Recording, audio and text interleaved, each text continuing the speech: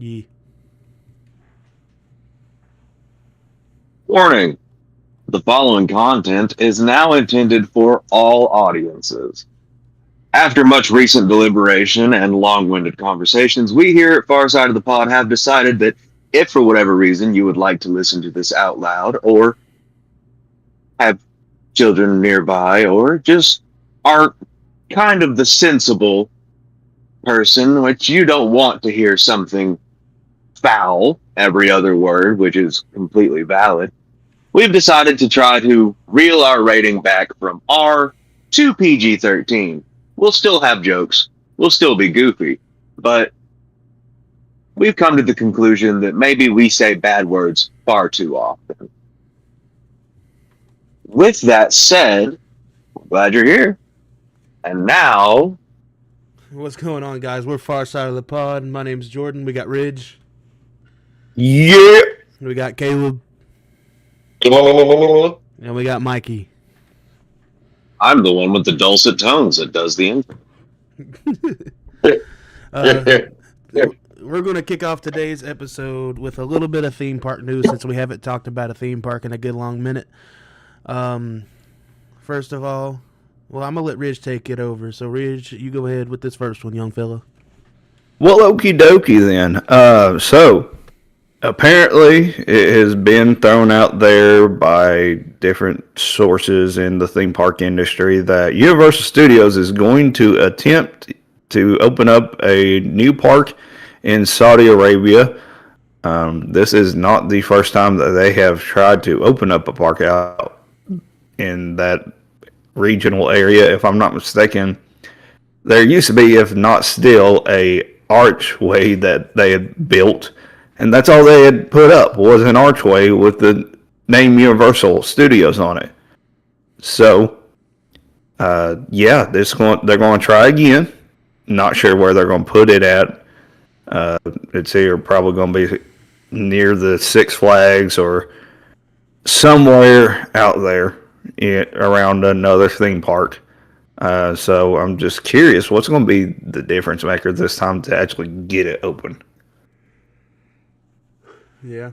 I mean, honestly, I'm not surprised with how much stuff that Saudi's been creating this year. And, one thing that we're about to talk about after this, it's just a matter of time that Universal takes their talents to Saudi Arabia. Yeah. My thing is, isn't Saudi Arabia, this is coming from an ignorant man. I'm just going to say it that way. Ignorant guy. Isn't Saudi Arabia really hot? It is. Like, you're not being ignorant with that. Yeah, no. Like, isn't it really hot? That's the reason why they have multiple. Well, I'm going to rephrase that.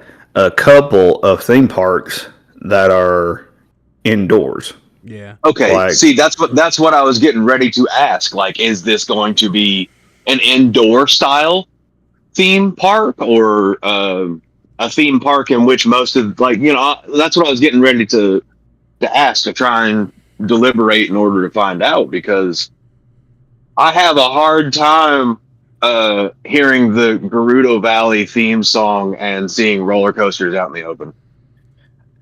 Now, if I had to wild guess, a good majority of it will be indoors. The same as what I think they're talking about doing with the Disney World that they're trying to bring to out there as well, or Disneyland, wherever the fuck it's going to be. It'll probably be mostly indoors. If I had to wild guess, there'll be a mixture, kind of like the Ferrari World that they have out there right now. That it's a mixture of indoor and outdoor rides. They couldn't fit the fastest roller coaster that they had at the time indoors, so that one is an outdoors ride. They also have one of the tall or launch coasters that launches you just straight up into the air and back down. That's also partially inside, but then it launches up outside and just going at it. Straight cooking. He's in burning himself in the background. Oh fuck! Excuse me. He's pulling a full Cosmo. He's got bacon and rating. We just established. No, we get one cuss word each. All right. I just can't Yeah, remember 13 how many means you balls get a were couple of them. All right. That means we'll get a couple of them here than there. We're sorry, guys. We're working on it. Work in progress. It's going to be a hard thing to kick in full. No, that's for sure. Eventually, it'll get better. Right. It'll also be interesting to see what they do for the HHNs out there. Yeah. They'd just be a bunch of American themed shit. Well, I mean, it's obviously going to have some American themed stuff in it. You know what just I mean. like over in Japan or wherever they got the other Singapore. HHNs Singapore, in. yeah. Well, they got one. Yep, that place. They got one in Japan too, I think, but Singapore is like the one that's famous. But anyway, so I think you'll have some American stuff in there, like with your IPs and shit from like Netflix and whatnot. See, there I go again. And so yeah, I mean, I imagine it's just going to be the same as that. Yeah. And while we're on the discussion of Saudi Arabia, let's talk about one of the gnarliest roller coasters I think I've ever seen in my life. Speaking of Six Flags, Six Flags in Qiddiya City. It's called. you said that better than what I would have. It's Falcon's Flight. Ridge, tell us the specs of this dang ride, man.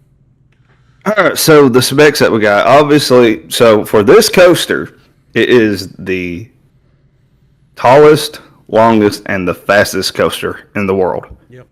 With the top speed of 155 miles an hour. The coaster before, over at Ferrari World, set at 150. So 5 miles faster, but, you know, who knows how different that would feel. The tallest point is at 639 feet, with the largest drop of 519 feet. If I'm not mistaken, that's the drop that they have that goes off the side of the freaking cliff. Yeah, it goes off the side of a cliff. And the length is 13,943.6 feet. It literally goes around the entire park. This thing is huge. And I gotta be honest, at some point I kind of want to get out there and try to ride it. I want to go and ride that, and I want to go ride the one up that's over at Ferrari World. Just to say I've rode the two fastest roller coasters. This roller coaster is like riding on the back of a dang falcon, literally. Like, this is a scary roller coaster, man. Like, it's not each of their. It's not like a super extreme flippy, tossy, rolly, loop de loop type of roller coaster, but it's just like kind of like, think of a seated version of the Eagle, whatever, from Dollywood, but like on meth, crack, and MND, whatever it's called, all at the same time. Wild Eagle? Yeah, Wild Eagle. Yeah, there you go. Okay, the best way to describe that it. is the most insane description of Wild Eagle I've ever heard. I'm going to re-reverse it a little bit to give a better description, okay? Go ahead. If you're going to say Dollywood, the closest coaster that is fast is Top Thrill, or not Top Thrill, Lightning Rod. Oh, yes. Yeah, but they nerfed it. It does. They slowed it down, didn't they? Didn't they slow it down? They put in a chain lift instead of the launch. Man, that was the dumbest thing ever. Recreated parts of the track due to it apparently having issues with how it was running, and they couldn't keep it running. So, knowing how many issues go into these fast coasters, because I've seen it before. I've rode Top Thrill Dragster before they even had to rebuild Top Thrill Dragster because of the issues that they were having from running it as fast as they was, and also because a part fell off of the coaster and hit somebody in the head. But with this coaster, it's all outdoors, just about, except for whenever you first take off, because you gotta load up at the loading station, and that's slightly indoors. And they have a cooling system in place, but that thing's not over the whole entire coaster. So it's going to be interesting to see how well it does, just because of the cooling system that they have in place and the factor of the heat from outside. It'll be, I don't know if they'll keep it open all year round just because of that, or they'll just have to, or if they'll just try to push through. So it'll be interesting to see how and if they keep this thing running. Also, if you haven't seen the the grand opening video that they did for it, it's insane what all they did for it. It's nuts. Had fireworks launching off the side of the coaster. As it was people gliding in between the tower part or the top hat part of it. Insane.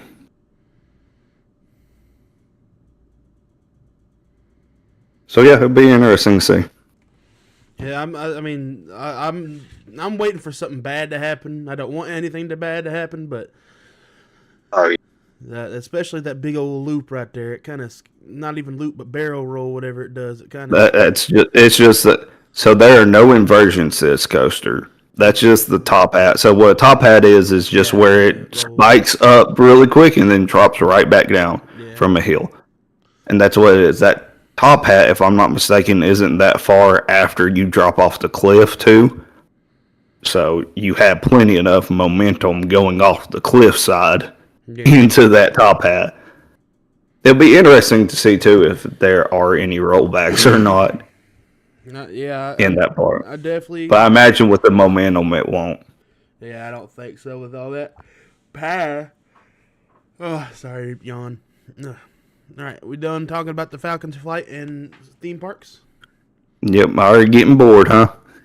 Man, look, I you know what happened to me today, okay?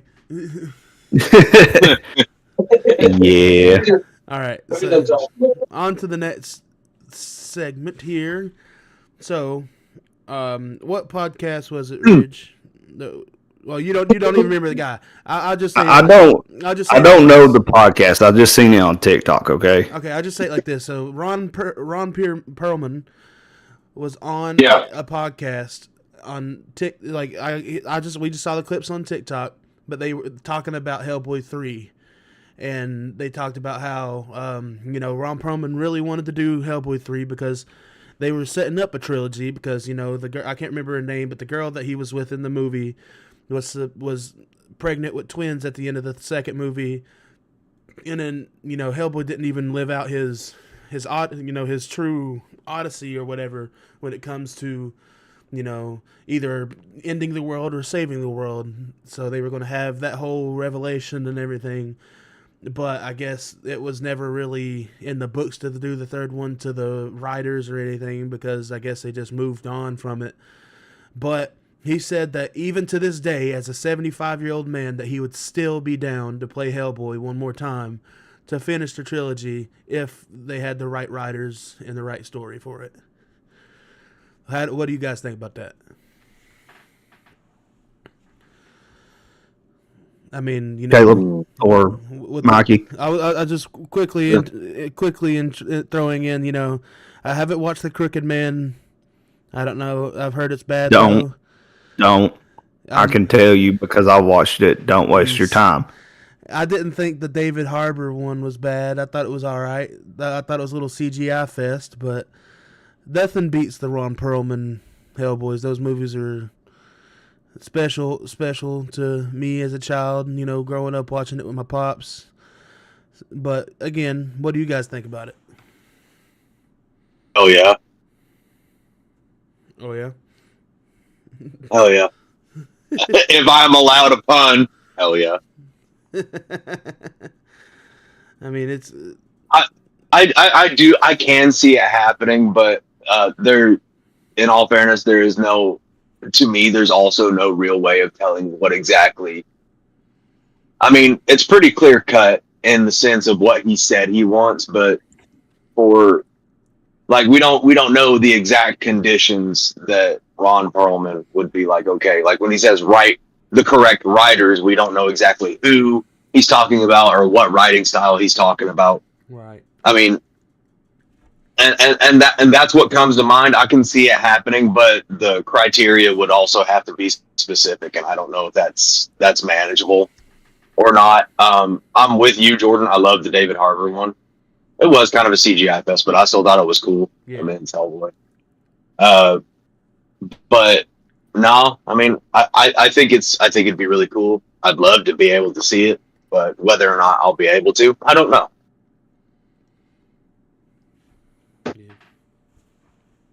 Yeah. Caleb, you got any thoughts? I watched that podcast and I thought that was actually pretty cool. I can't remember the guy's name either, but it was on TikTok. Joe I don't think, I'll be honest with you, with him coming out and saying that, it does increase the chances and the likelihood that someone sees that, picks up the idea and says, why don't we do this? But I would say not to get our hopes up because, you know, Hollywood is just, it's just one of those businesses that things just sometimes they work out and sometimes they don't. And a lot of the stuff that we really want usually never work out that way. And do you However, I do do think you really think that? I do think it would be really cool. Do you Now, really- I do you know really he talked. think that he could physically do it though. That's my thing. Oh, I mean, I think that if he did, it would probably. I mean, it would probably be a long filming process. Yeah. Put it that way. I feel like it would be a long filming process. Now, there is talks of him being in the Fallout show here soon. And he's heard about that, and I think that would also be really cool. I think that might be more in the terms of realism for him, and that may be what he, you know, ends up doing. But I think I would be down for it if he could physically do it. Right. Look, to me, as long as they could bring back Doug Jones and Selma Blair as well, like his love interest and Abe, I'd be all right with it. But other than that, if they couldn't, I wouldn't want them to do it. I think That's it fair. can have a chance to do it, and I think he can still do it. I mean, he looks good for 75 still. Yeah. I mean, if you look at a bunch of other actors that are in that age range that are still doing wild movies, like I can't think of any off the top of my head, but I think it can still happen. Years old and he's still He- walking around he- like a spring chicken. Yeah, like, and he's not doing like a bunch of big stunts in that movie. And he doesn't have to do a bunch of big stunts in that movie. Few scenes he's got to run around probably. He's got to kick a few people in the chest. Shoot people, smoke a cigar. And, you know, it could also possibly more so focus on the twins rather than him. Yeah. True. But either way, I mean, I also will point out too is that he said that the original plans for this third movie were epic. Whatever they had planned out for the third movie was supposed to be, according to him, epic. And I think, you know, the other two movies were very successful compared to what you see with the other one that had come out. And also this Crooked Man. The Crooked Man was complete garbage, if you ask me. The story did not flow well at all. Did not make sense. I would not waste your time to watch that movie unless you just absolutely want to see for yourself how bad it is. But I would love to see it happen. I think it still can happen. It'll be interesting to see and hear going forward in the future if they do decide to pick it up or not. All right. Anybody got anything else to say about Hellboy? Okay. No, I don't. On to the big discussions of this podcast. A lot of Marvel. Wow, is that surprising, fellas? So, this big one, and I've got to toot my own horn a little bit here. I've been saying for a while that we need to get Jordan Peele on a Marvel movie, and it looks like we're in discussion right now of Jordan Peele directing a Marvel movie. Now, which ones do we think? Now, I feel like the most obvious one is the one that I'm going to say, and the one that I've been saying for years. Jordan Peele 100% needs to direct Blade. The only other person I think that would fit is Ryan Coogler. Yes, I'm saying that because of Sinners. But I feel like Jordan Peele is the person that needs to do Blade, especially if we're wanting to have Mahershala Ali still play Blade, which I still want him to play Blade, just because it's been hyped up so much already. But what do you guys think? Ridge, I'll let you go ahead and say something. Well, I mean, you hit it on the head with one of the movies the movie that he should be attached to is Blade. Yep. I mean, it makes sense to have him on Blade.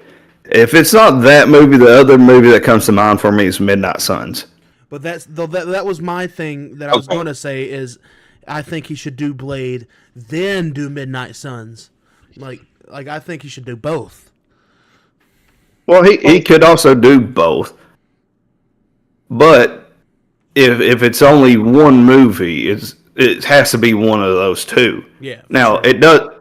At the same time, though, they also looked at him. If you remember, they looked at him to take over doing the X-Men reboot. Yeah, but he had some he wanted to change some things about it that not a lot of people was cool with. But and like you said too, though, if you don't have Peele direct Blade, then the other obvious choice for Blade would be Ryan Coogler to direct it because of the success he had with Sinners, and also the fact that he's already worked with, or continues to work with Marvel, right? As is himself. So now here's the thing: is I mean that also makes sense. Even if Jordan Peele didn't direct Blade, and Ryan Coogler or somebody did take part of it, I still think he should help produce it as well. Get Monkey Paw in on it, and add that Jordan Peele horror flair to it because. I mean, if we don't remember, this Blade movie is supposed to be a semi-horror, semi-action movie, like all the Blade movies are, and Mia Goth playing the villain and all that. So I think him adding the creepy tone that he always adds into his movies, but keeping it somewhat grounded and adding a little bit of the humor in there. He is the director I feel like could make it as close to the original without making it seem too much like the original. You know what I'm saying? He'd be him and Ryan both would be the ones I think that with I can't think of his name right now. I just went blank. Mahershala. Yep. With him on board, either one of those on board, I think that they will be able to meet what he wants in a script. Mm-hmm. Because that seems like that has been the issue, is that every script that's been brought to Mahershala over it, he has turned it down because he does not like how it is. So you bring in either Jordan Peele or Ryan Coogler to do that movie, and it's going to be good. Yeah. But either way, whatever you bring Jordan Peele in to do is going to be a great movie. Yeah, for sure. I think. Caleb, what do you think about it? Yeah, I mean, honestly, I kind of did expect them to go with Jordan Peele for, directing Blade. I feel like if this falls apart and they're not going to end up doing this and he's going to have to go somewhere else, I think that it's going to be I think that's going to be a blow to a lot of the fans because, they're really expecting this Blade movie that's been teased and promised for years to come to fruition and be a really good movie. Right. But I think it's cool that they've announced that he's, working with them. And I think that gives, the fans a little bit of maybe a teaser of hope that, they've come to a decision on what they're going to do and that they're all good with it. Agreed. Michelangelo, what Yeah. Mikey, what you think? I see it. Oh, sorry, my bad. No, I heard you. It's all good. Short answer, yes. Long answer, I'm kind of with everybody else. I do kind of agree that there would have to be maybe some boundaries drawn and understandings come to. in a lot of ways, but especially when it comes to, what you said, Jordan, with Jordan Peele directing. What was it? It was, I know Ridge mentioned Midnight Suns, and what was yours? Blade. Yeah. Yeah, Blade and Midnight Suns, absolutely. I can definitely see Jordan Peele doing great things with both of those movies. Man, so hard for words. It'd be a lot different if I just hadn't recently woke up. But I think it could be an outstanding opportunity, and I'd love to be able to see what Jordan Peele could do with either of these movies. But Caleb brought up some good points, too, especially when it comes to Mahershala Ali. But yeah, all I can say definitively is I definitely want to see it. Now, I could also see, I just now thought about this, another movie that you could attach him to would be a new Ghost Rider movie. Yeah. Well, that's where I'm kind of like leaning to, is like I feel like if they don't give it to solely Jordan Peele, but I feel like Jordan Peele could have a hand in all the majority of like the Marvel Knights lines. You know what I'm saying? Like the dark side of Marvel when it comes to like the supernatural shit, like Ghost Rider and Blade, and even if they got to Moon Knight, like just different things like that. You get what I'm saying? Yeah. Then, of course, letting him be the big conductor for the big, like, even if they, like, let him produce all these movies, but let him be the big conductor of the Midnight Suns, like that'd be cool, too. But, yeah, anybody got anything else to say on Jordan Peele? No.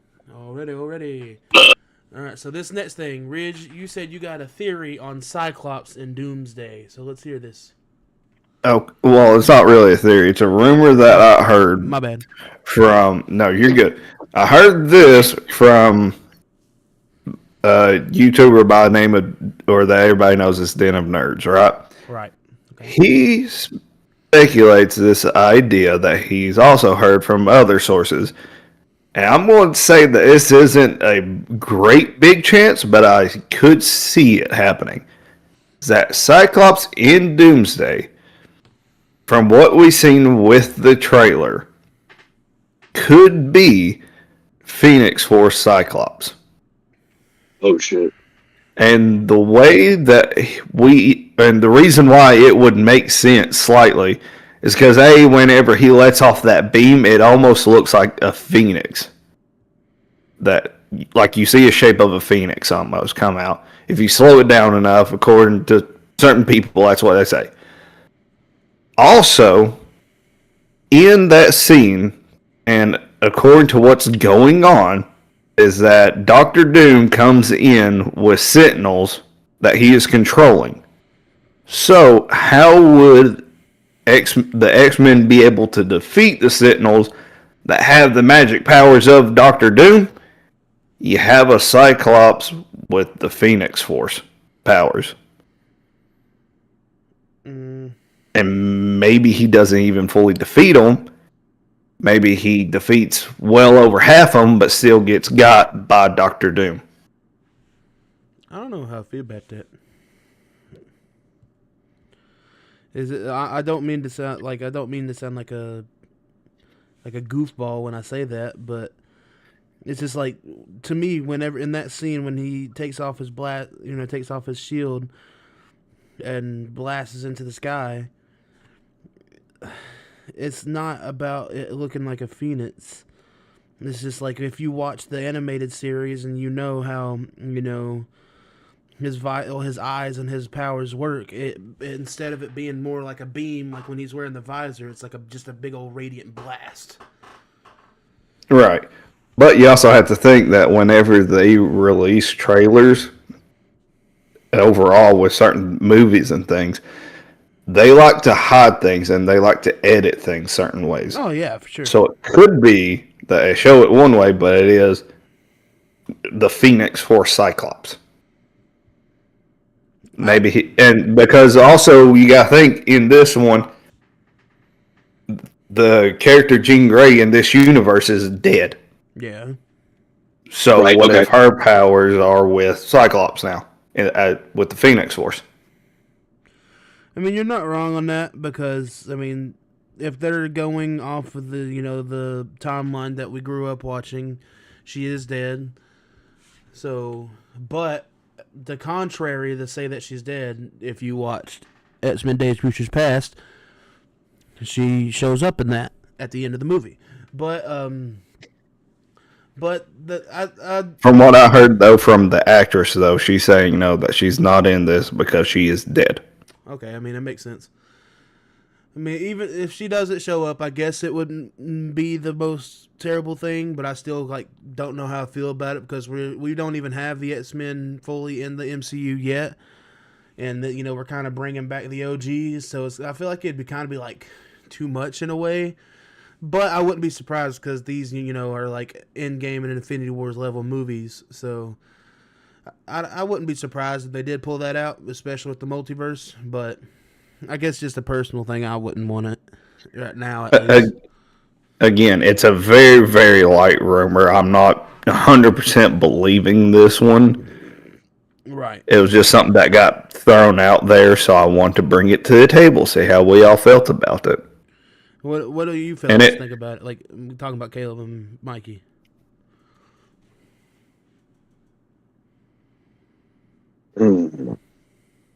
Caleb, do you want to go first, or shall I?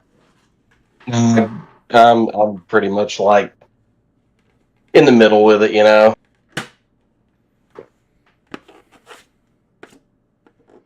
Okay, so my take is that the Phoenix Force and the Phoenix lore is so convoluted that it's difficult for even me to keep up. And I'm not a lore wizard, but I am a purveyor of lore. I'm like the dusty old hermit in the back of the library,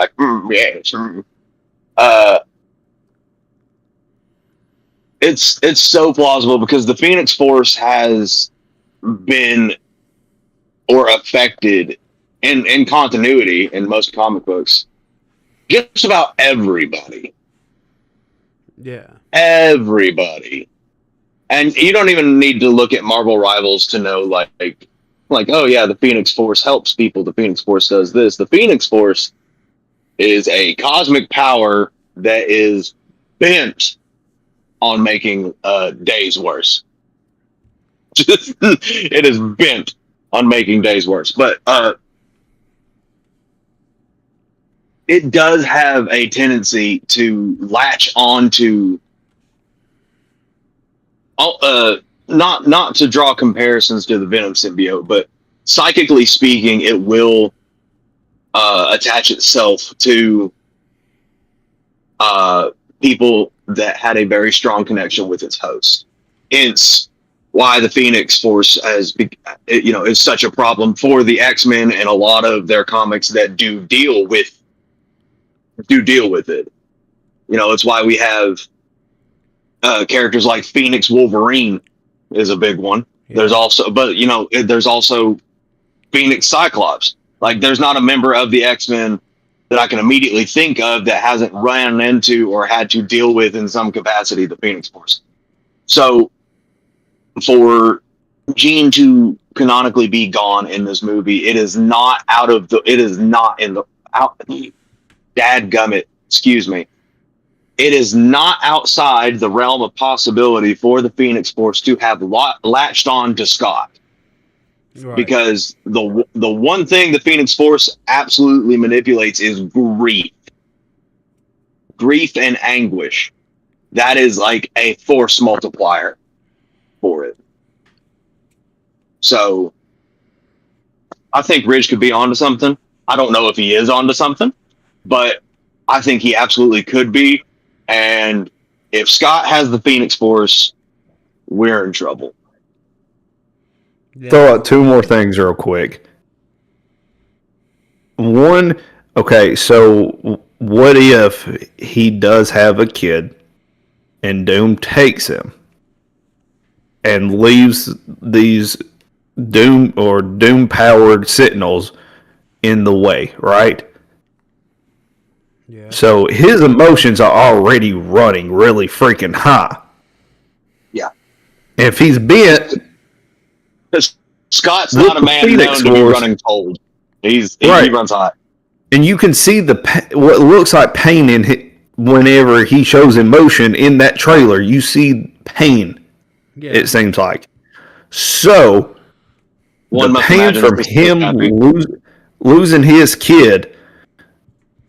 I mean, it definitely could happen in that scene, and like you said, they could mask it that it didn't happen because, like you said, it's something that's so crazy that he's going through a lot of pain, and it is saying that Doomsday is going to have a lot to do with him taking people's kids and stuff like that. So I definitely do see it.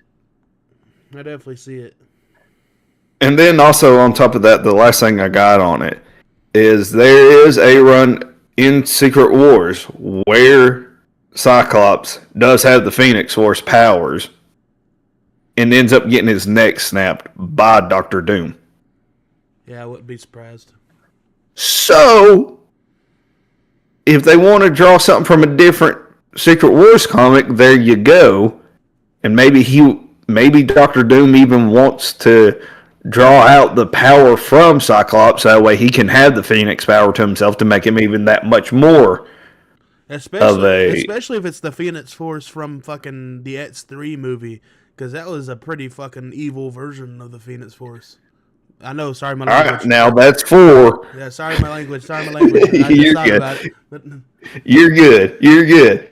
But like I say, there is reasons to have that there now. yeah. And if you have this guy that's bent from his kid getting taken from him, the Sentinels destroying everything, more than likely, if I had to wild guess, Professor X and Magneto are both going to get offed in this movie Oh, again. yeah, it's undoubtable. Like, it's undoubtable. And so, if everything's getting destroyed around them and he's the only one left in that universe or something, of course he's going to be in on it. So, all of a sudden, all this like maybe he doesn't even realize that he has the Phoenix Force power in him, Right. but just lets it out and just tears through all the Sentinels, and that catches Doom's attention again. Hold on.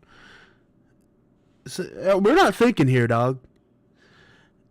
Are we not? Scott's dead in that timeline too. In the first 3 X-Men movies, Scott is dead as well because Jean kills him at the beginning of the 3rd movie. Because he goes back to the site that she sacrificed herself in the water to get them out after breaking Stryker's dam, and she comes out and literally kills him. But who's to say that this is from that universe? Well, that's my whole thing with Jean too, because she said Jean's dead. But if that's the case, James Marsden's dead too. Like, but at the same time, you gotta think about all those other X-Men characters that haven't been told that or haven't said that they're coming back for this movie neither. Like Storm. right, and that's And if they're going to end up being dead, why not just have a memorial outside for them? It is. But it's from a different universe. It is my theory that Jean, if she is alive, will get killed in the genocide that happens at the X-Mansion that I'm calling to happen. So that could be a big part of it too. I don't know. I just and maybe that's the pain that we see. Yeah. In his eyes is that he just seen her die. That's I just had to, I just giga-brained that for a split second and remembered that. All right. You good? See, another thing too that I'm sorry. No, go ahead. What if these trailers that we're seeing, or some of these trailers that we are seeing, aren't going to be in the movie at all, and that they are, if we see them, they're going to be in deleted scenes later? I wouldn't be surprised. Because, like, whenever I think of one right off the rip that I see not actually being in there, is the one that we just got of Thor. Yeah. Do we need to see him go out in the middle of the woods praying to his father, asking for more power. Yeah.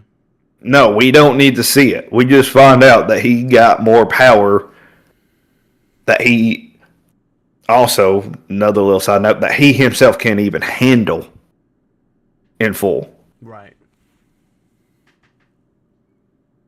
So, maybe it's just a deleted scene. Who knows? Who knows?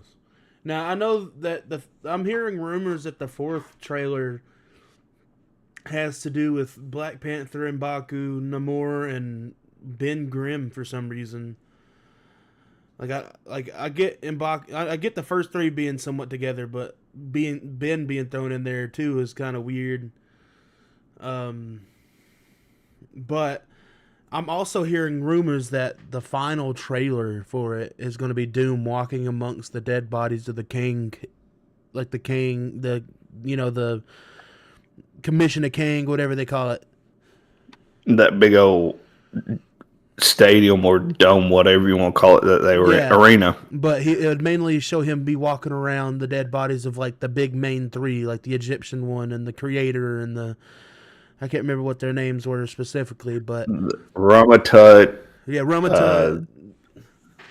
But either way, they're saying that the trailer is apparently him walking. Centurion. Him walking amongst the bodies, talking, saying some kind of dialogue, and at the end of the dialogue, he pretty much says, "Is whatever y'all did caused me to lose my son or my child." See, but I've heard that it wasn't that he's blaming. I hear that he's blaming whatever Steve Rogers did. I mean, it could be that too. It could be both, honestly. But we'll have to see. That's a big rumor. That's like not even made real yet. I just had to bring it up. See, sorry, we're throwing out random stuff now, but that's fine because that's what made this podcast in general for us. Who's to say the things that happen, like, let's say in the X-Men, not X-Men, Wolverine, where he has to time travel. Which one is that? Days of Futures Past. What if that also caused an incursion?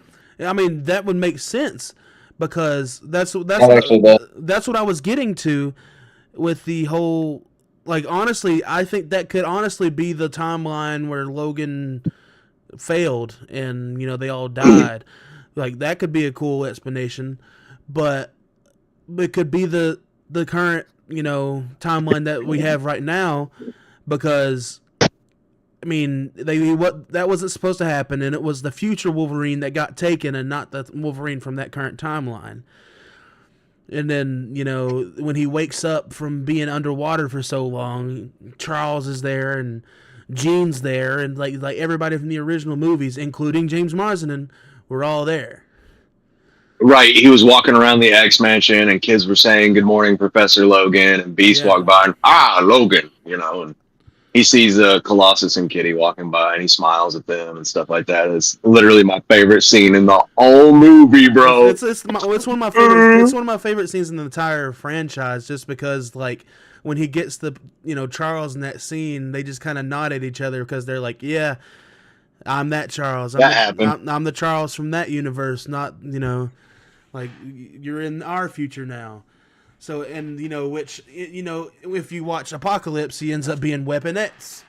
So it's like, that was different from how he became Weapon X in X-Men Origin. So I think that may have caused an incursion because me, Jordan. I told you this a long time ago. Days of Futures Past is my favorite X-Men movie that they did, and the Wolverine was my favorite version of Hugh Jackman's Wolverine. When me and Mikey rewatched that when we were in Atlanta, it was better than I remember it being, for sure. I remember you said you didn't care for it as much, and I was like, well, give it a second try, man. I liked it. So that also means that Cable Deadpool 2 caused the incursion. Yeah. And Wolverine also caused another incursion in Deadpool and Wolverine, or Deadpool caused an incursion. Deadpool could also have caused an incursion when he kept going back in time and killing Deadpool at the end of, killing Deadpool from X-Men Origins and all that. But think about it, that would make sense because we got Gambit now, and Gambit is now Channing Tatum. When back then it was Taylor something. Like the guy. I don't know who it was. I know who. I can picture the guy, but I don't know his name at all. I know it's the guy from Friday Night Lights, but Taylor Kitsch, who played Prince Caspian. But no, he wasn't Prince Caspian. He was John Carter. My bad. That or did the TVA prune those timelines? I mean, who knows? Who knows? But honestly, one thing I think would be cool to see in these movies, I highly fucking doubt we'll get it. My bad for the F-bomb. I highly doubt we'll get it. But imagine if we got Liev Schreiber's Sabretooth again. Because I love that guy's Sabretooth. What if it didn't matter if you pruned timelines or not, and it still can cause incursions? Well, to me, that makes sense because, I mean, the people technically don't die. They just get sent to the void. Right. And the void feels like an incursion in itself because there's so many things from so many timelines there. Yeah, and what if Goliath is some kind of incursion-powered beast? Like a devourer of what causes incursions, not the fact that it just devours undesirables from universes. Right. But if that was the case, then wouldn't Doctor Doom be able to figure that out and not just have to create Battle World? Or he could use Goliath. What if it's an infinite cycle of being birthed? I don't know. And he knows the only way to do it is to collapse them all together and create Battle World. Can I draw a vague comparison real quick? It's not even a vague comparison. It's almost it's the same concept. Jordan, Mortal Kombat 1. Right. Havoc. Yeah. So, Ridge, Caleb, any of our listeners who have not played Mortal Kombat 1, in the after story of the main story of Mortal Kombat 1, it deals with Havoc. If you don't know, he's a cleric of chaos. I'm not going to spill all his lore right here. But long story short, he basically does the exact same thing. Yeah. He, in his chaos realm, he is one of the Titans, something like Luke, an all-powerful being, sort of like how Liu Kang became and then gave back that power and then took back that power, yada. So he is like interdimensional levels of I can whoop you. Mm-hmm. And he, like, when we talk about the full stadium with all the Kangs, right? That's immediately what comes to mind because in Havoc Coliseum, he has people from different realms that he has conquered come to fight each other to the death, and the entire stadium is filled with different Havocs from different worlds and different timelines. Just straight up. And all of them are going nuts all the time, watching people duke it out to the death. Now, a thought I had was, since Ridge brought up, TVA pruning, people going to the void, and this, and that, is my thought is, what if Battle World is just Doom collected everyone? Yeah. From, what if he just pick and chose and just yoinked everything from the void, just doing Doom stuff, being a general nuisance with immaculate drip and the worst intentions, and Battle World is just everyone and everything from the void that has ever been. Then, now, future, just have at it. That's my thought. I don't think it's a terrible thought. Because I've certainly had worse thoughts. Because it's like he's like, I can take the ones that the world thinks that are broken and make them not broken. Kind of like, I hate to make this connection because I know a lot of people didn't like the movie and didn't like this interpretation, but I loved it. It's kind of like how Apocalypse was in X-Men Apocalypse. It was like, you know, you have good powers, but I can make them better, type of thing, you know. Like whenever he makes Angel's wings, that was just fried from from an electric fence, he made it. They made him have full on like metal wings and everything, and he amplified Psylocke's powers, and you know he made Magneto realize the strength that he has, and it could kind of be something like that, but I guess it's just the real thing is like I guess we'll have to see. I mean, we get to see it this year, so heck yeah. All right, so we get to see part of it. Yeah, part of it. At least Doomsday, you know. But so Ridge, you said there was something to discuss about Doctor Doom. Yeah, I got 3 big old questions on my end for Doctor Doom. Not necessarily just Doomsday, but just Doctor Doom, the character himself, going into Doomsday. Maybe even into Secret Wars. Will we ever get an explanation? Well, some of these will get explanation too, and then one of them, I'm curious if we'll ever get an explanation on, or if this will just be unanswered. Okay, so my first question is how does Doctor Doom convince the Fantastic Four to go with him?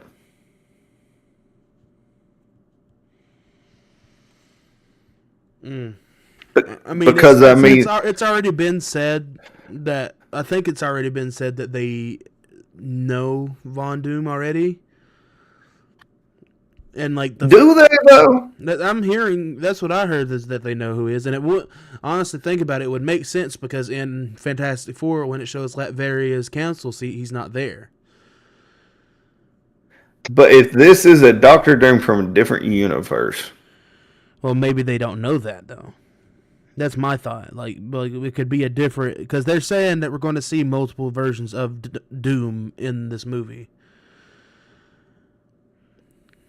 So it's like because if you think about it, the Doom that we see in the after credit scene for Fantastic Four doesn't really look like he's wearing the same getup as the Doom that we've seen is going to be the main Doom in this movie. Well, we don't know if the reason why we don't have the main get-up was probably because they didn't spend enough time to actually make the main get-up right to be shown for an X amount for like a couple of seconds. True, and that definitely could be it. But I mean, if they know Doom from their universe and know how he is, what if it's then why would they believe him? What if it? I mean, I know this is off the wall because I don't think there really is that many good versions of Doom. But what if it's a version of Doom that's trying to warn them? Like, I'm not saying that he's good of the incoming light. Not that he's good entirely, but saying that what if the Doom that's going to be our Doom has already made his way through his universe? And is like trying to warn them, and say they're a little bit too late, and that Doom shows up, takes Franklin, and that's when they head off to 626. Well, I mean, I've said it before, but Doom in Victor Von Doom, Doctor Doom, in Dungeons and Dragons terminology is lawful evil. Right. The man is going to do nefarious activities. He will not lie about it. Right. He will manipulate you into doing what he wants you to do. But he will not lie. He won't tell you the truth, but he won't lie. The point is that Victor Von Doom in canon is a man of dubious ethics at best.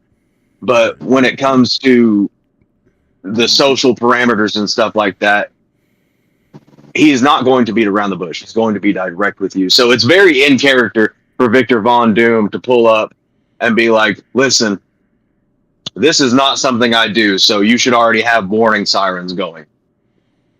We are in deep, y'all. And I can't do my nefarious things, and you can't do your heroic things if this continues. So, We unfortunately are going to have to work together up until we no longer have to, at which point I will most likely betray you. Sound good? Let's go. Okay, so I guess that kind of answers one of my next questions, because the other one of the other ones is, how does he end up explaining things to the heroes on 616? Because does he show up as Doctor Doom, or does he show up and say that he's Tony Stark from another universe? Because obviously they're going to play into that. I've always kind of thought that he would manipulate them and try to make them think that he is a different universe version of Tony Stark, which, you know, if we're basing off of what we've been seeing, like, he technically wouldn't be lying, but also... Well, what if he also says, though, that the truth is that who you thought was Tony Stark in your universe actually wasn't named Tony Stark originally, and that he was originally a Victor Von Doom variant. Right. Like what we said last week. Right. Okay. So that's another one of those big questions is, what does he say to them to convince them, or explain what's going on, and explain why he looks so familiar? He could, I feel like it definitely could be like your hero. Does it seem like he was much of a hero if he lied to you the whole time, type of thing. I'm excited to see how that turns out. That's for sure. All right. Then the last question I have, to bring it back to something that you was talking about earlier, Slater, is what happened to the Doctor Doom of the Fantastic Four universe? Because we see the Latveria chair with no Doom in sight. Originally, we thought that it was the fact that he was the Doctor Doom that we're going to see in Doomsday. Mm-hmm. But now there's talks that this Doctor Doom isn't even from that universe neither, and he's from a different universe. So what happened to that Doctor Doom? And I think I slightly came up with an answer to myself just for the time being to make myself feel a little bit better. And there's two different answers. Either A, that Doctor Doom died either by, whatever he was originally evilly doing, ended up dying from it, or he died from being a hero, believe it or not, or he died back in college whenever he did his project that blew up in his face. Right. Literally. That could have also killed that Victor Von Doom in that universe. Yeah. Also, another thought I have is, well, what if before Doctor Doom in Latveria, in this timeline, what if the Latverian leader was never Doctor Doom yet? Mm-hmm. True.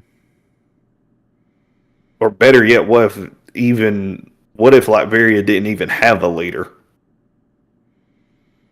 But they had left the seat open for a leader to come through, because they figured at some point, they're going to have a leader, but they just never got around to it. Yeah.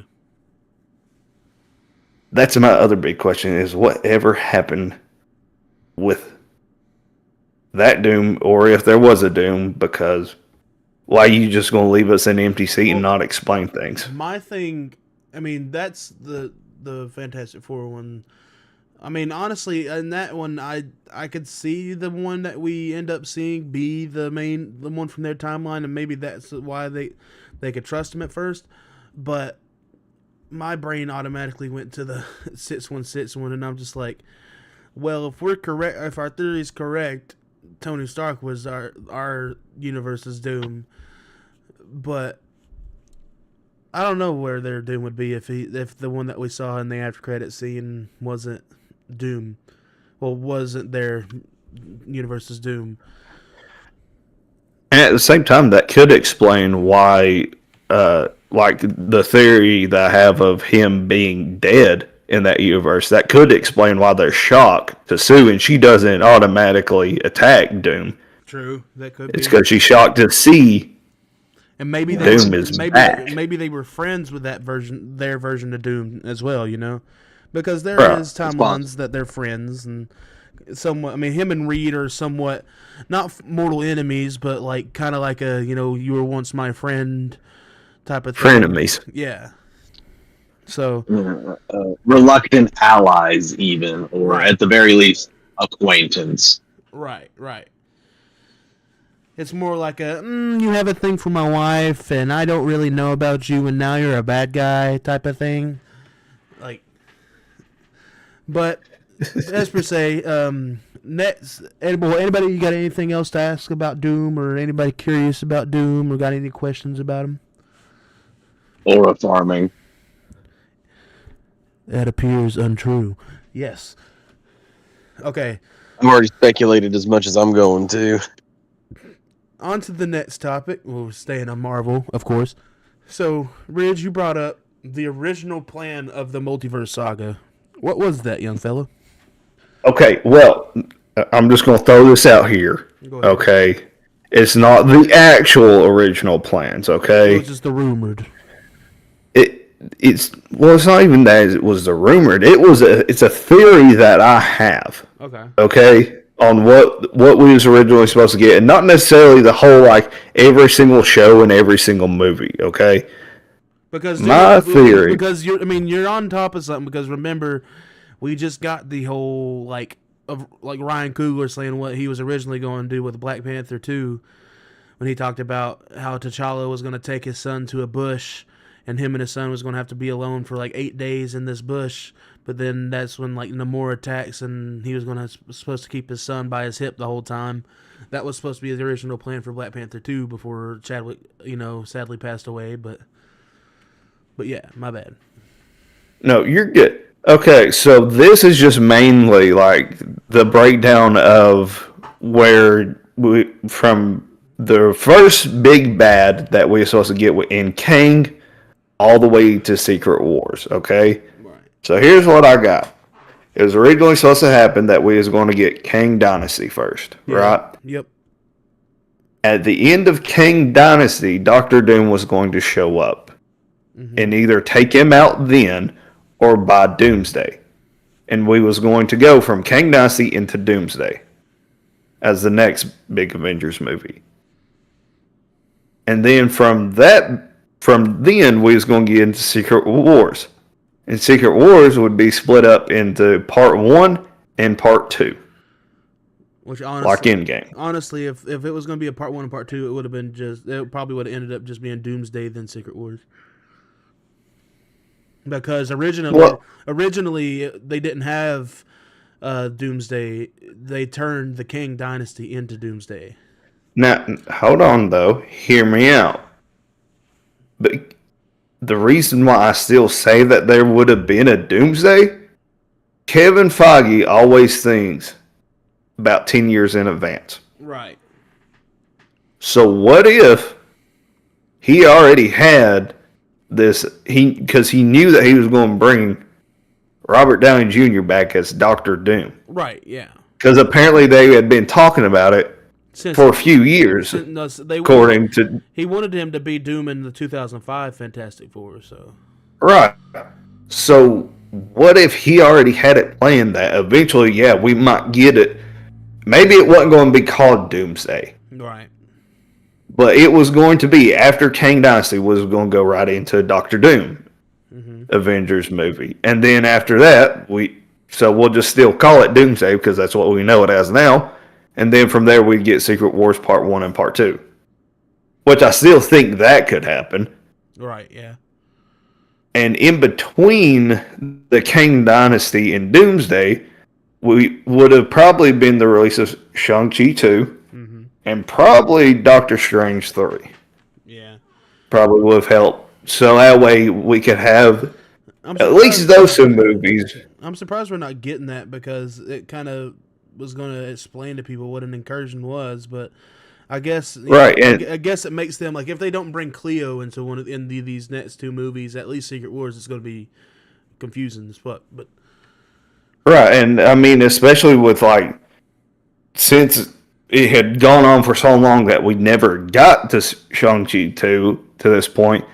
If you put it in between those two movies, maybe that helps explain Doctor Doom more in those two movies of Shang-Chi 2 and Doctor Strange 3. Yeah. So those would be the two other movies that I could see being squeezed in between. Now, I don't have any movies lined up in between Doomsday and Secret Wars just because we don't know all those yet or how many they'll do or if any at all. My thing is like with Wonder Man. Well, other than Spider-Man. With Wonder Man coming out, I'm curious on like if we're gonna have anything to do with Shang-Chi and that because of Trevor. You know, the Mandarin from Iron Man 3. Yeah. Because I mean he was a big character in Shang-Chi. So it's like I guess it could be some kind of connection, but it's like it's also like one of the but instead of Spider-Man, I mean, besides Spider-Man, it's the only Marvel thing I think we're getting this year, besides Doomsday. Right. So it's like, and you know, are they going to connect it with Ironheart with Mephisto? Because like you know now Mephisto's in the midst, and I don't know. I'm kind of confused on which way they're going to go because I feel like.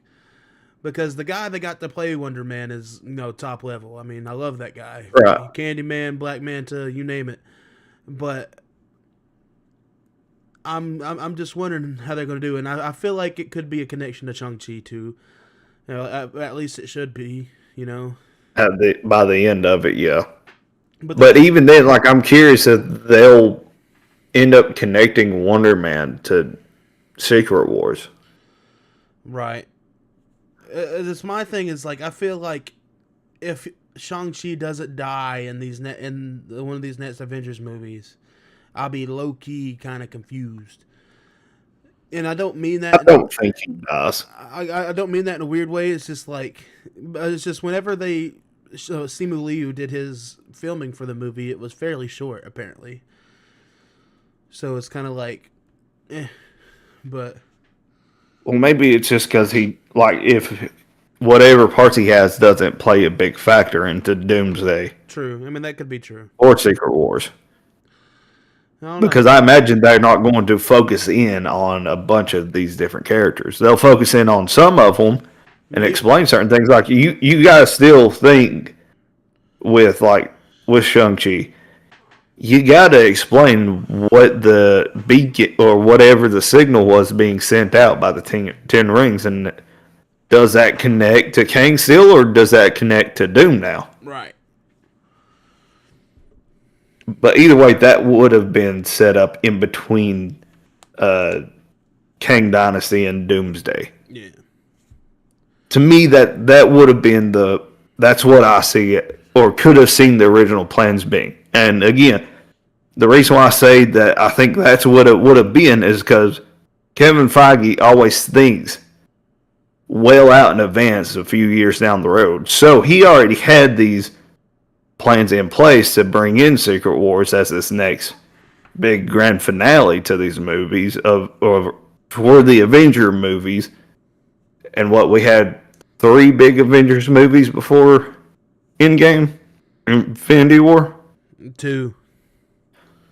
Well, I mean, if you count Civil War. Yeah, but Infinity War and Endgame were technically 3 and 4, so. But right, I get what you mean, though. So, like I said, I think the thing was, we ran into this issue, so we had to cancel the Kang Dynasty part. So let's erase that real quick and just hop right into what we was going to next after Kang Dynasty. Right. All right. Anybody got anything else to say on the Multiverse Saga and what you think was the original plan for it? Nini? Well, I think y'all pretty much covered it. Yeah, no, I think y'all got that on lock. Well, sorry that me and Ridge, has spent the majority of our friendship talking about Marvel movies. Like, legitimately. Again, the original idea, well, the original thing that made us want to do a podcast was because was of what we talked about. the different times that me and Slater sat around spitballing different ideas, spitballing different theories, spitballing questions back and forth to each other about the MCU and what was to come next. Yeah, and we've never been too wrong either. Like, yeah, we've said some off the wall stuff, but we've pretty much like beat around the bush at the least. Yeah, I was about to say, should I start putting in my advisories at the start, like, also potential mild spoilers, Yeah, man, just in case we get a little too close. a grain of salt, a grain of salt at the least. All right, so for the final part of the podcast tonight, we're into the new year. We're 4 days into this year, and we got some fantastic movies coming up. So earlier this week, Ridge gave us a task. He told us to come up with 3 movies that we're most anticipating for this year. And I think I'm a little go a little off the wall on mine, because of course we can say Doomsday and Spider-Man, but I'm gonna say some things that I don't think everybody else is gonna say. But I want to hold mine till the last. So who wants to go first? All right, y'all. Don't be bashful. They'll go all at the same time. Fine, then I'll go. Good grief. I'm gonna pull up my list. Sorry. No, you're good. You're good. I got y'all. My list is right here in front of me. All right. So I'm going to go from 3 to 1 with mine. So my number 3 movie that I'm looking forward to most this year is Michael. Yep. Okay. My number 2 is Masters of the Universe. Okay. Yeah. Honestly, none of these need explanation, because it's just like, yeah, I get it.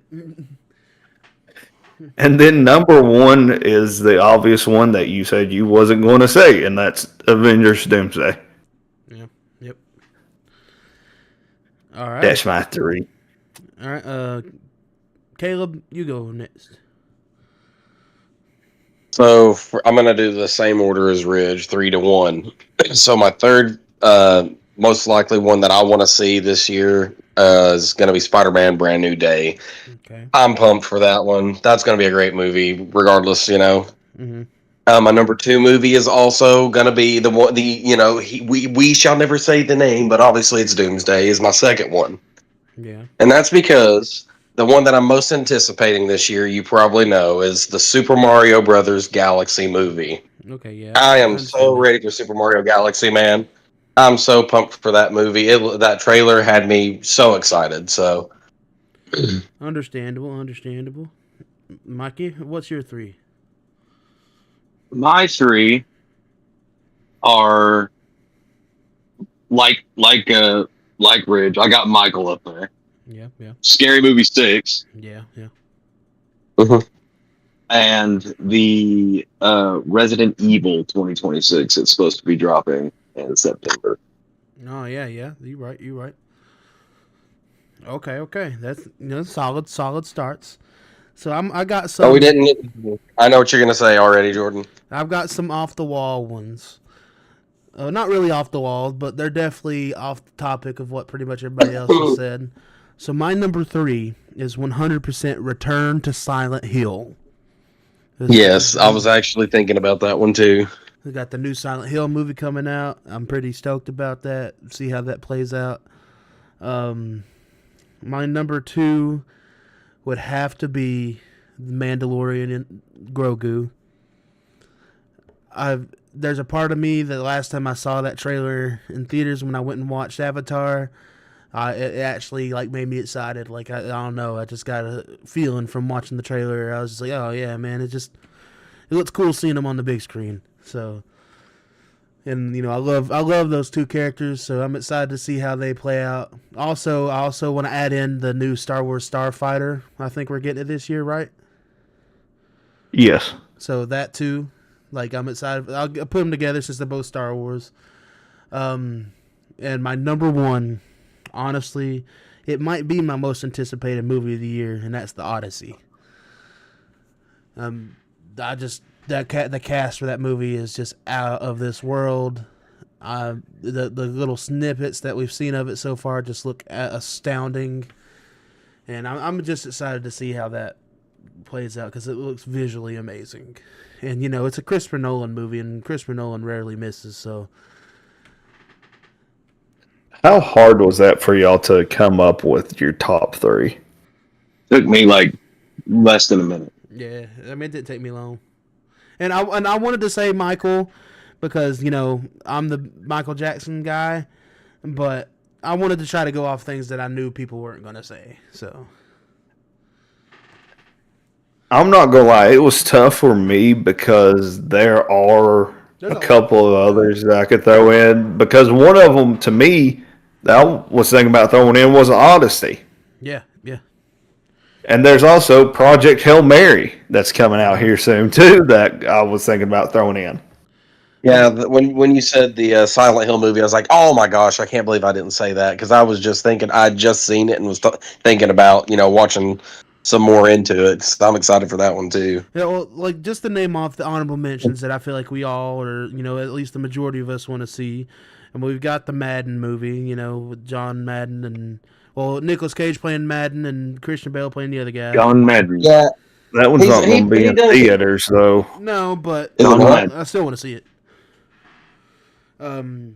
Dune Part 3 for sure comes out the same day as Doomsday, by the way. Well, that's not going to be good for Dune. Just saying. Street Fighter. I think Doom will be fine. Yeah, Doom will be I think they'll be Doom fine, but they're not going to make a lot of money that weekend. I feel like You'll be surprised. I'll be one of those. Nah, compared to this Avengers movie, this Avengers movie is so anticipated, man. I'll be one of those people that be going twice that weekend. So, well, I mean, I don't blame you. Yeah, I'm certain there'll be people. I think most people, but I think most of America right now is probably going to be like, I'm going to pick Doomsday. Might not be making a lot of money, but they'll be taking Jordan's money. I bet you that. that's for damn sure. Oh yeah, and then he'll be buying the poster on the way out. Probably. 'Cause I think I have the Doom 2 poster somewhere. But I know you do because you told me about that one when we were getting the Twister posters oh yeah. or the Twisters. Yeah. But I mean, you also got the 28 Years Later Bone Temple, Street Fighter, the new Hunger Games, Sunrise on the Reaping, Greenland 2, Supergirl, Project Hail Mary, Green 7, Wuthering Heights, Narnia. The fact you say Scream 7 as I'm one of getting your there, top damn it. ones. I'm going on a list. There's a list I'm reading. But yes, I was reading. Yeah, I'm just on IMDb and looking through them. yes. Yeah, that's what I was. Scream I was on the 7 AI version of MBD. Scream 7 is probably the most realistic one for me for being most excited. But like I said, I just kind of wanted to go a little to the right. But yeah, no, there's a lot of movies coming out this year, and I feel like I'm gonna be in the movie theater a lot this year. But yeah, Mortal Kombat 2 for sure.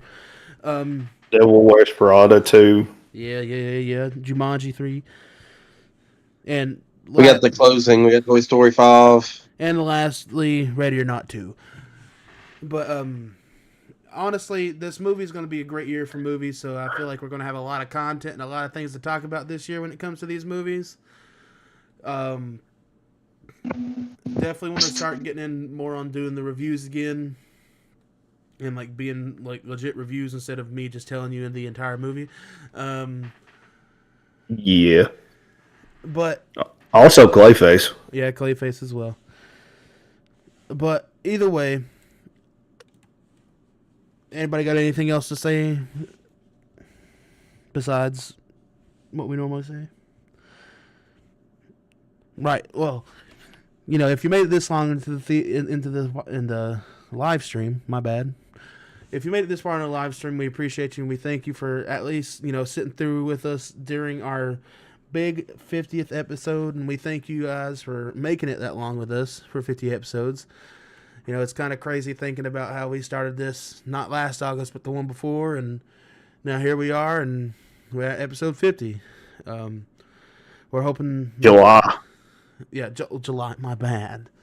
But we made it this far and we wouldn't have made it without y'all, that's for sure. and we're hoping to to grow even more this year. We got some things coming together with people in our local community, and hopefully we can bring this up a notch this year and pump out content that's made for everybody. And honestly, even with gaming, within the next few months, I'd be looking out for some gaming content as well. So be on the lookout. Just as long as it don't get copyright struck again. For sure. Well, that's probably why we won't be. That's probably why we won't be streaming Clone Hero anymore.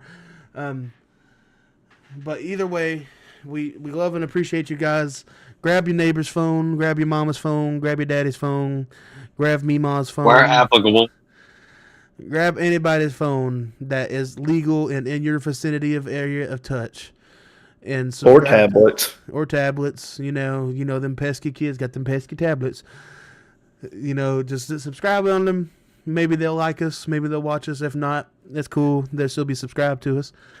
But either way, we love and appreciate you guys. Anybody got anything else to say for the episode, Vince?